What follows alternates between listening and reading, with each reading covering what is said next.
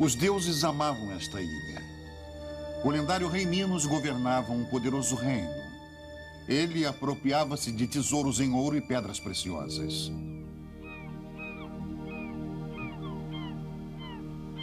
A costa da ilha parecia intransponível e seus portos seguros. Uma grande cultura florescia. Seu povo vivia na abundância. Aqui eram construídas majestosamente à luz mediterrânea as primeiras cidades da Europa. E a terra fértil assemelhava-se ao paraíso. Nenhum inimigo ameaçava aquela paz. De repente, os elementos se uniram para destruir aquele mundo feliz. Diz que a terra se abrira.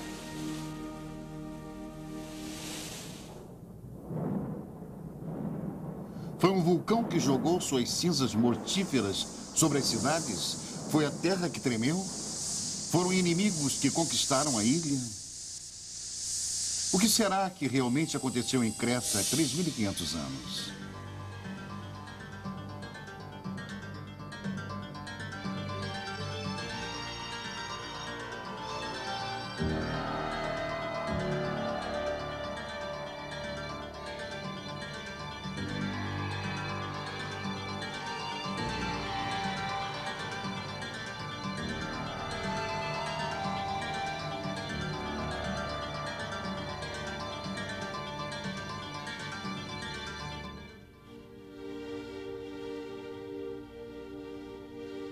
Uma revolução técnica transforma o mundo. Utensílios e armas de pedra são substituídos por artefatos de bronze, e Creta torna-se o berço da cultura europeia. Zeus, pai de todos os deuses, gerou o primeiro rei de Creta, Minos, com a princesa Europa, a qual ele raptara tomando a forma de um touro.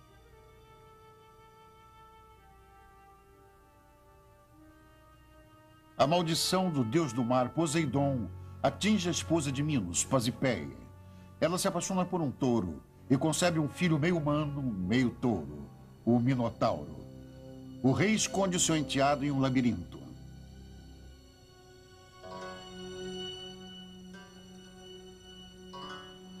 Minos exige da subjugada Atenas sacrifícios humanos para saciar um monstro canibal.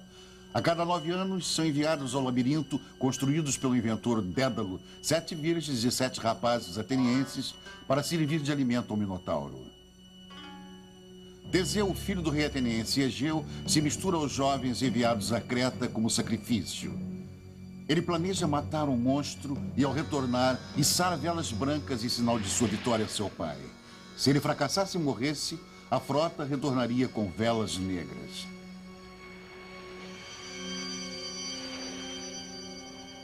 Os navios partem rumo ao sul, em direção ao misterioso reino minoico.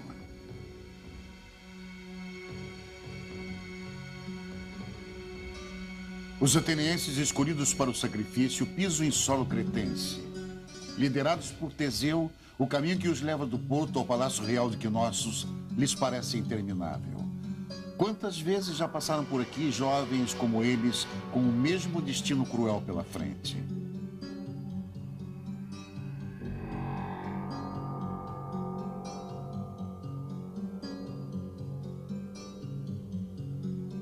Os atenienses são recepcionados por minuanos curiosos.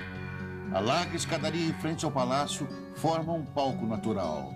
Será que foi aqui que a loira Ariadne, filha de Minos, viu Teseu pela primeira vez e se apaixonou pelo herói? Os atenienses perdem as suas esperanças. Nunca conheceram construções tão majestosas, salões tão gigantescos, corredores confusos, escadarias que levam ao subsolo, a um aposento para banhos rituais. Estarão eles preparados aqui para a sua morte?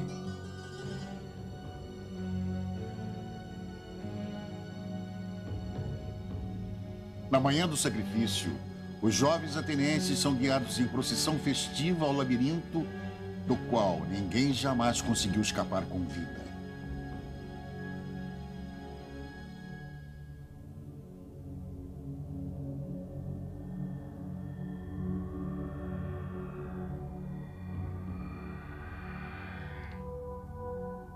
Um reino de sombras desnorteantes, marcado pelo machado duplo. A palavra labirinto vem do grego arcaico labriske, que significa casa do machado duplo. Aqui o terrível Minotauro, sentado ao trono, esperava as suas vítimas.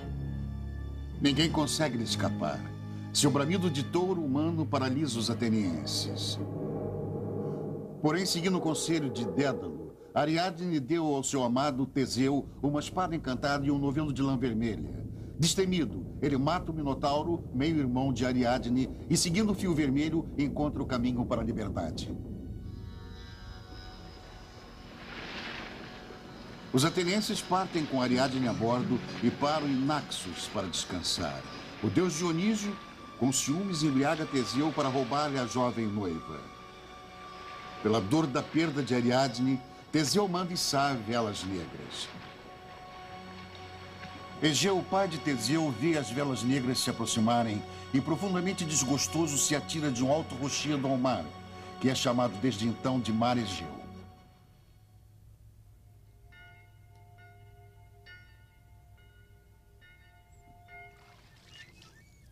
O passado misterioso de Creta parece estar vivo até hoje, como se a história não a tivesse transformado desde então. Já na Era Dourada de Creta, as florestas tinham sido derrubadas para fornecer madeira, navios e palácios. A paisagem pertence aos rebanhos. Eles dão carne, leite, couro e lã.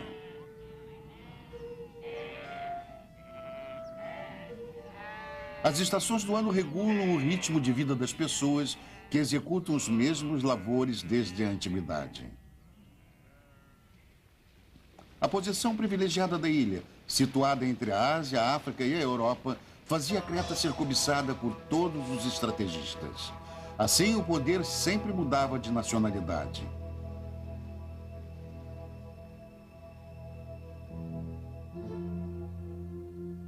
Romanos, bizantinos, árabes, venezianos e turcos deixaram suas marcas.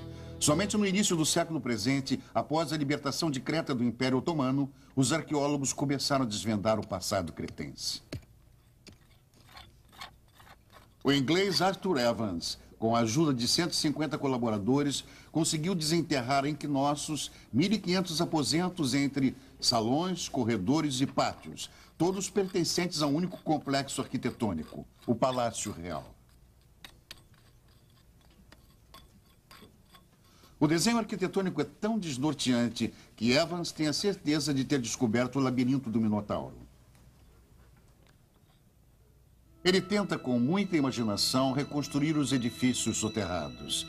Cimento e pedras substituem as colunas e os telhados, originalmente de madeira, destruídos pelo fogo. Desta forma, a cultura perdida vai sendo lentamente recuperada. Somente com a técnica da computação gráfica nos é possível imaginar o tamanho e o esplendor desta construção. Por portais imponentes se chega à área interna do palácio. Ao redor do pátio central estão agrupados os prédios de representação, religião, administração, abastecimento, tesouraria e oficinas. Aqui se encontra o centro do poder do reino minoico. Os cretenses parecem não temer nenhum inimigo. Ao redor deste centro não existe nenhum muro protetor. Os homens em Knossos demonstram autoconfiança e dignidade. As mulheres exibem elegância e joias.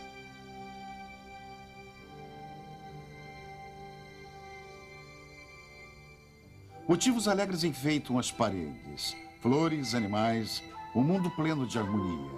Nenhum herói armado, nenhuma glorificação de guerra. Arthur Evans, a quem foi concedido o título de nobreza de Sir, pelo seu trabalho, dedicou 40 anos a este misterioso local. Escavando a terra, ele encontrou paredes de mármore, pisos de alabastro. O luxo surpreendente da cultura minoica em 1500 a.C. Nos aposentos privados dos sacerdotes reais, já havia o conforto de banheiros. Escadarias construídas de forma engenhosa condicionavam o ar. Claraboias regulavam a iluminação. Além de canos de argila, Evans encontrou sob a terra uma rede de esgotos bem planejada.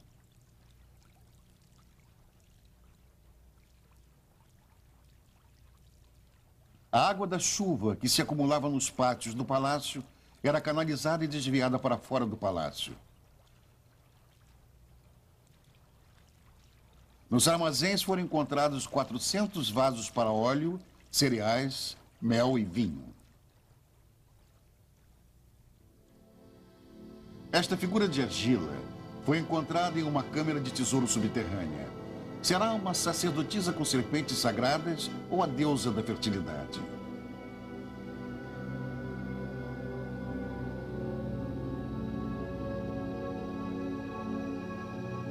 Quem usava este anel? Ele era o selo da dignidade real ou sacerdotal?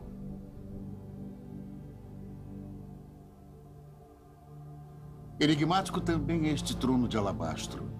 Mantinha o rei aqui as suas audiências, celebrava aqui a deusa das serpentes, seus rituais de sacrifício. Era aqui o trono do Minotauro?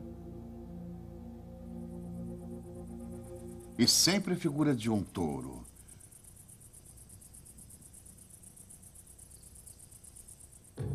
Esculturas gigantescas de chifres taurinos estão presentes em sítios religiosos. O touro como guardião será um símbolo mágico? Um dos mais preciosos achados feitos em Knossos também representa um touro, com chifres dourados e olhos de cristal de rocha. Será ele a imagem de um deus que os cretenses idolatravam e que somente a mitologia grega transformou depois em monstro?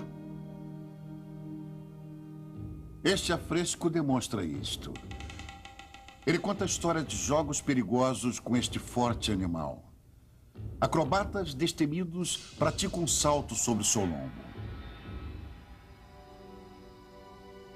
No culto ao touro existe o antigo mito de domesticação do touro selvagem. O homem subjuga a natureza.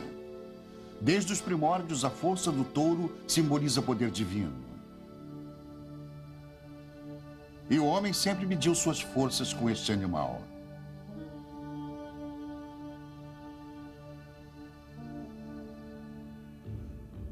Para sobreviver aos seus arriscados saltos, os acrobatas taurinos cretenses deviam ter um excelente preparo físico.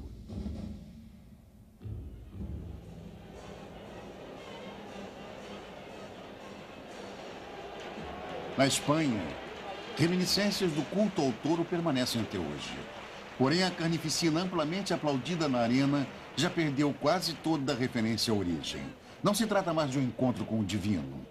Trata-se apenas da destruição de um animal. Quando o touro e o toureiro se encontram, o animal já está tão enfraquecido que não tem mais nenhuma chance contra o experiente matador. O final sangrento faz parte do programa.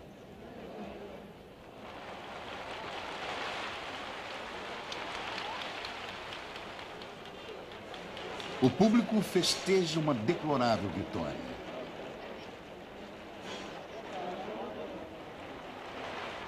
Mas o touro ferido é perigoso. Se o toureiro subestimar o seu adversário ou fizer algum movimento em falso, o touro poderá até matá-lo. Para um toureiro espanhol, é inconcebível enfrentar o animal desarmado, como era o costume na antiga Creta. Para o acrobata minoico, a menor falha podia ser fatal. Talvez assim tenha nascido a lenda do Minotauro canibal.